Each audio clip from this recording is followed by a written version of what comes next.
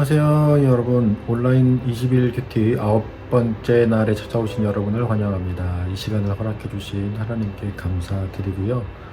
오늘 주신 말씀 위해서 먼저 기도하겠습니다. 사랑해 주님, 오늘도 귀한 말씀 주심을 감사합니다.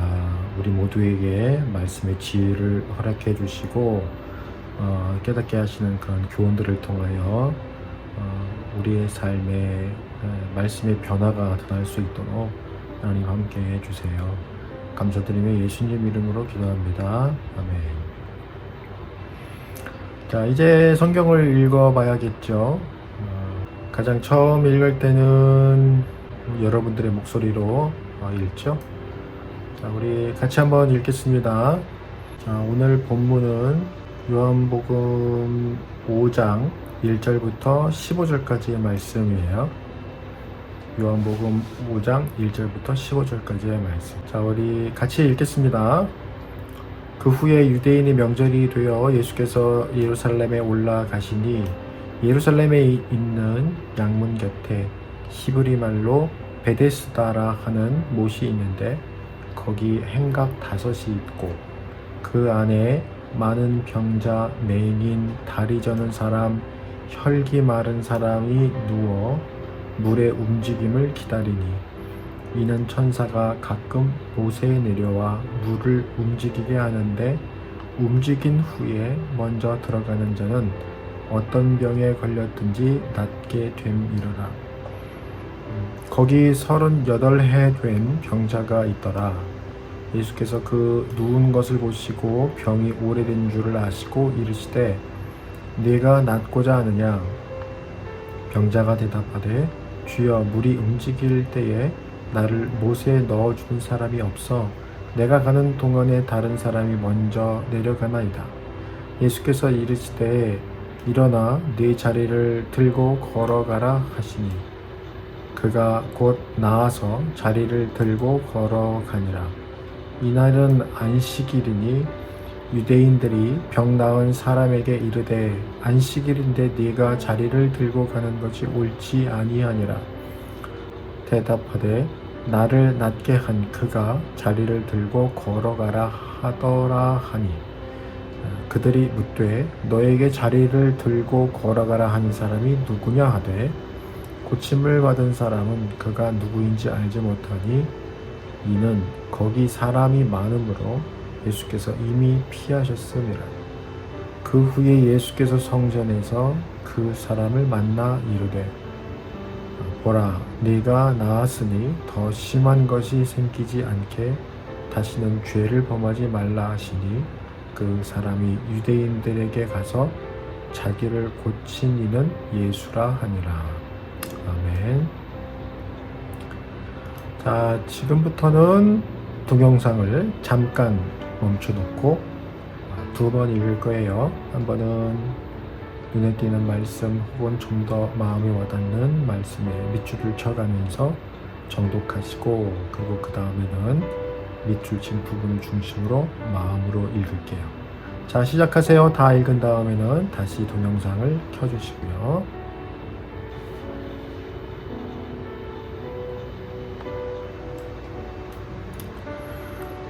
다 읽었어요. 자, 이제 말씀의 전체적인 내용을 좀 알아볼까요? 1절에 유대인의 명절이 되어 라는 말이 있죠. 유대인의 명절이 되어. 여기서 유대인의 명절은 6월절이 되었다는 말이에요. 6월절은 유대인들에게는 최대의 명절로서 과거 하나님이 모세를 통해서 애굽에서 노예 생활을 하던 이스라엘 백성들을 탈출시키셨던 때를 기념하는 명절이잖아요. 예수님도 이 6월절을 지키시기 위해서 성전이 있던 예루살렘에 올라가셨거든요. 자, 오늘 본문을 읽었을 때 이때는 어떤 사건이 있었다고 말씀하고 있던가요?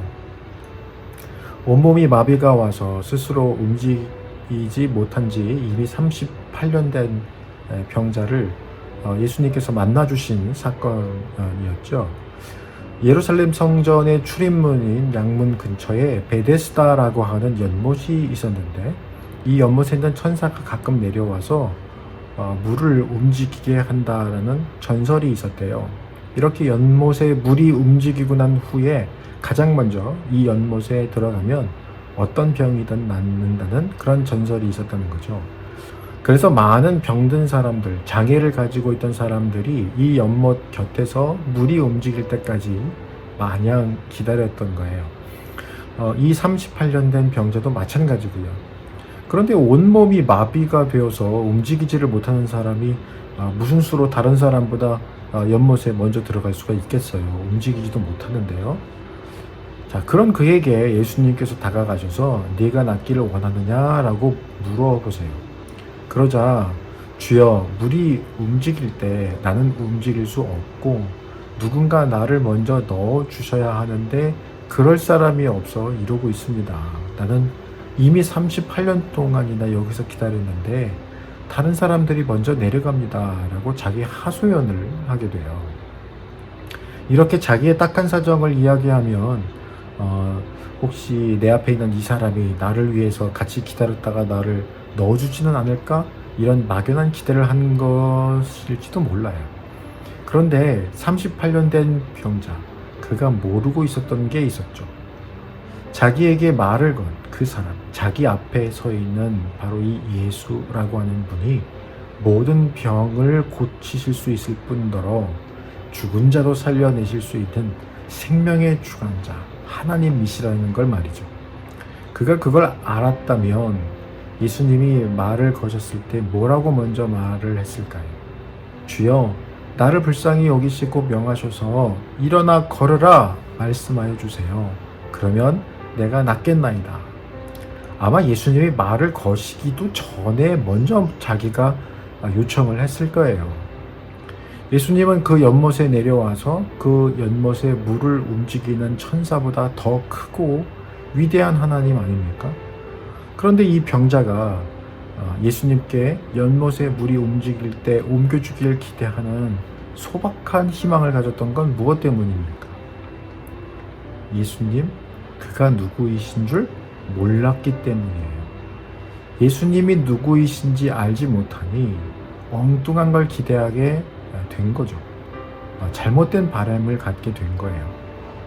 반면 마가복음 10장 46절부터 48절 말씀을 보면 앞 못 보는 맹인 바디메오가 등장을 해요. 그는 예수님께서 자기 곁을 지나가실 때 길가에 앉아 있었는데 나사렛 예수께서 지나가신다는 말을 듣고는 주변 사람들의 거친 꾸짖음은 아랑곳하지도 않고 다윗의 자손 예수여 나를 불쌍히 여기소서 소리소리 지릅니다. 주변에서 뭐라고 하면 할수록 그는 더 큰 소리로 다윗의 자손이여 나를 불쌍히 여기소서 라고 소리친 거죠. 여기서 다윗의 자손이라고 하는 표현은 메시아를 의미하는 구약적 표현이에요. 그는 예수님의 소문을 듣고 그가 분명히 메시아다라고 하는 확신을 가졌던 거예요. 그리고 그가 곁을 지나간다라고 하니 지금 이 기회를 놓치면 난 평생 고침을 받을 수 없다. 그분이면 난 반드시 눈을 뜰 수 있다. 이 기회를 놓치지 말자. 무슨 수를 써서라도 그분을 만나자라는 각오를 했던 거예요. 예수님이 누구신지 아는 사람과 모르는 사람은 이런 차이를 만들어냅니다. 지금의 우리들도 마찬가지입니다. 예수님이 누구이신지 나 자신에게 그분이 어떤 의미인지를 분명히 알면 예수님을 대하는 우리의 태도도 그분께 부르짖으며 기도해야 할 내용도 심지어 우리의 삶의 자세도 달라질 수밖에 없어요. 예수님을 잘 모르거나 막연하게만 알고 있거나 부분적으로만 지식적으로만 경험상으로만 알기 때문에 기도하지 않거나 기도하다가도 금세 지치고 중단하거나 엉뚱한 것을 구하는 것이거든요. 더불어 한 가지 더 우리가 이 본문에서 짚고 넘어가야 할 것이 8절 이후로부터 나오는데요. 예수님께서 이 병자를 불쌍히 여기시고 고쳐주시기 위해서 이곳에 오셨기 때문에 그를 향해 일어나 네 자리를 들고 걸어가라 말씀하셨고 그가 곧 나음을 얻고 자기가 누워있던 곳에 자리를 들고 걸어가거든요. 그런데 유대인들은 안식일인데 네가 누워지던 자리를 들고 가는 것은 율법을 어기는 것이라며 병 나은 그 사람을 비난해요.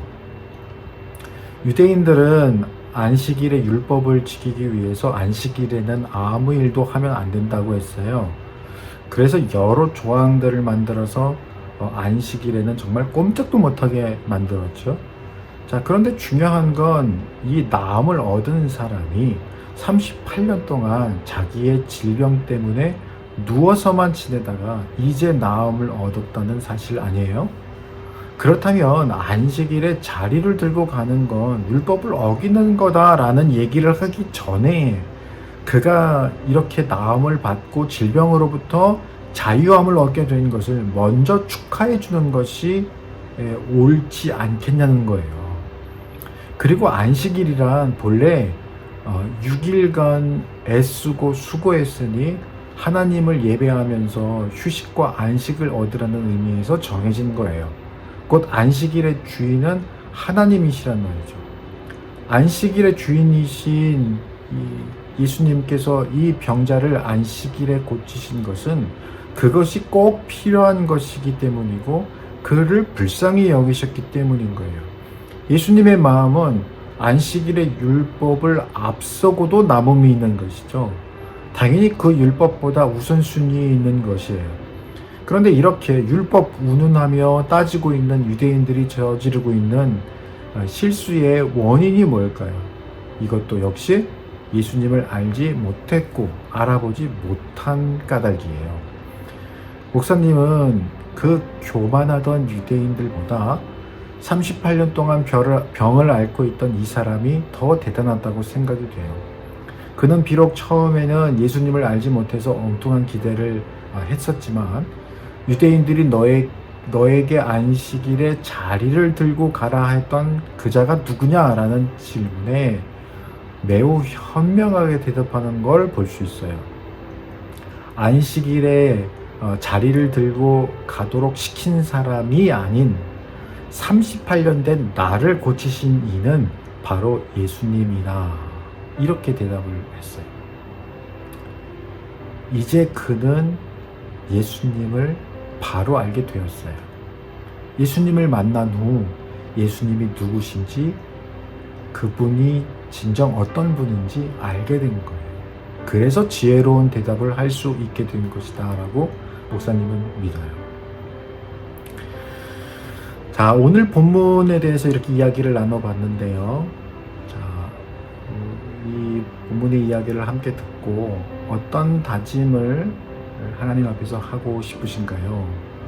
여러분 퀴즈책에다가 한번 꼭 적어보세요. 자, 오늘은 여기까지고요. 우리 마지막으로 다짐을 위한 기도를 해야겠죠? 함께 기도할게요. 사랑의 주님, 오늘 베데스다 연못에서 38년 된 병자를 예수님께서 고쳐주신 이 사건을 우리가 함께 나눴습니다. 예수님을 알지 못한 까닭에 예수님에게 엉뚱한 기대를 했던 이 38년 된 병자가 나음을 얻게 되고 더불어 나를 낫게 하신 분이 누구신지에 대해서 바로 알게 되었던 것, 그런 말미암아 지혜로운 대답을 했던 것을 우리가 보게 됩니다. 우리도 예수님을 바로 알기를 원합니다.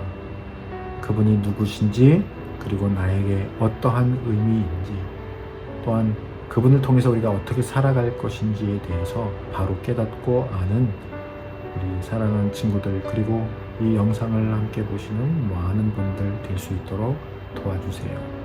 예수님 이름으로 기도합니다. 아멘. 고맙습니다. 수고하셨습니다.